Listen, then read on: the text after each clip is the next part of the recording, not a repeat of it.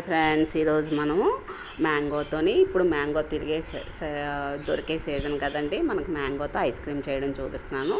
చూడండి, ఒక మ్యాంగో తీసుకొని కట్ చేసుకొని ముక్కలు మిక్సీలో వేసుకున్నాను. అలాగే కండెన్స్డ్ మిల్క్ ఉంటుంది కదండి, అది కూడా నేను వేసుకున్నాను. వేసుకున్న తర్వాత ఒక 2-3 కప్పులు మనం పాలు పోసుకోవచ్చండి. ఒక 2 కప్పులే వేసుకున్నానండి, నేను ఎక్కువ వేసుకోకూడదు. ఇలా వేసుకున్న తర్వాత మనము దీంట్లోనే మళ్ళీ మనం ఫ్రెష్ క్రీమ్ ఉంటుంది కదండి, అది కూడా మనం తగినంత వేసుకోండి. వేసుకొని చక్కగా మనం అందులోనే అమూల్య పాలపిండి కూడా వేసుకొని మనం దీన్ని స్మూతీగా మిక్సీ చేసుకుంటామండి. చూసారా, నేను చూపించిన విధంగానే మీరు స్మూతీగా ఐస్ క్రీమ్ని ప్రిపేర్ చేసుకోండి. చాలా బాగుంటుంది. దాన్ని ఒక బౌల్లోకి తీసుకొని మనము ఇది మూత పెట్టేసి మనం డీప్ ఫ్రిడ్జ్లోనే ఒక 8 అవర్స్ పెట్టుకుంటే చాలా బాగుంటుందండి. మీరు కూడా ఇలాగా ట్రై చేసి ఐస్ క్రీమ్